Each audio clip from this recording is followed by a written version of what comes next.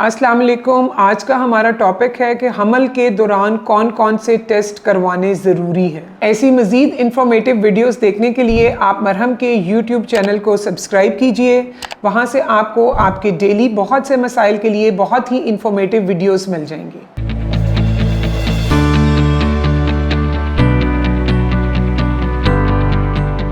अस्सलाम वालेकुम, मेरा नाम डॉक्टर सायरा ज़शान है और मैं कंसल्टेंट गायनोकोलॉजिस्ट हूँ।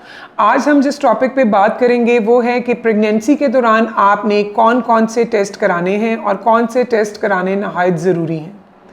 इसमें सबसे पहले जैसे ही आपका प्रेगनेंसी टेस्ट पॉजिटिव होता है तो उसके लिए हमारे पास कुछ बेसलाइन टेस्ट होते हैं, जिसमें आपका ब्लड ग्रुप, और अगर आपका ब्लड ग्रुप नेगेटिव है तो फिर आपके हस्बैंड का ब्लड ग्रुप।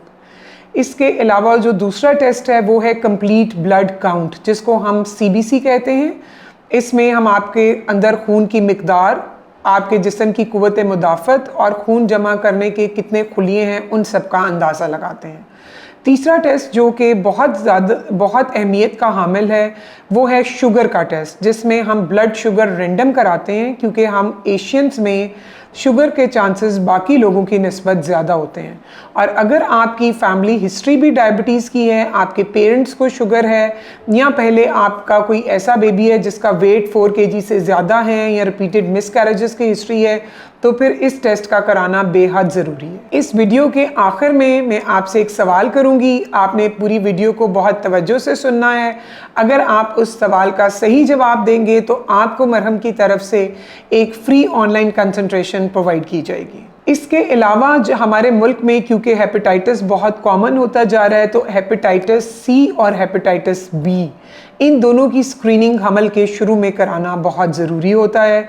अगर आपका हेपेटाइटिस B या C का टेस्ट पॉजिटिव आएगा तो फिर फर्दर उससे रिलेटेड हम जिगर के टेस्ट कराते हैं। सबसे ज़्यादा ज़रूरी है पेशाब का कंप्लीट मुआयना कराना, जिसको हम यूरिन कंप्लीट एग्जामिनेशन के नाम से प्रिस्क्राइब करते हैं। इसके ये टेस्ट कराने से हमें ये अंदाज़ा हो जाता है कि आपके यूरिन में चर्बी या शुगर तो नहीं आ रही। तो ये टेस्ट आपने, बेसलाइन टेस्ट जो मैंने आपको बताए हैं, ये आपने अपने फर्स्ट बुकिंग विज़िट पे या पहले 3 महीने के अंदर कराने हैं। एक हमल के शुरू में हम डेटिंग अल्ट्रासाउंड कराते हैं। इस अल्ट्रासाउंड से हमें ये अंदाज़ा होता है कि बच्चा जो है वो बच्चेदानी के अंदर सही पोजीशन पे नशोनुमा पा रहा है, वो 1 है या 2 हैं। और हमल के आखिर में बच्चे की फ़ाइनल तारीखें निकालने के लिए हमारे लिए ये टेस्ट नहायत ही मामून साबित होता है।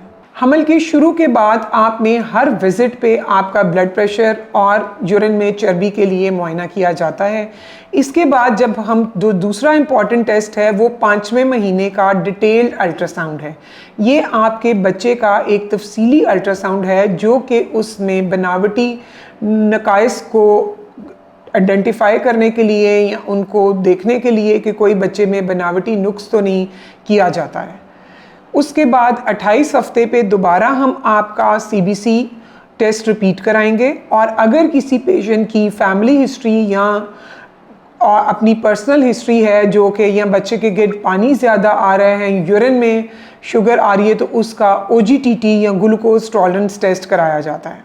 इसके अलावा बाकी जितने भी टेस्ट हैं वो हर पेशेंट टू पेशेंट वेरी करते हैं।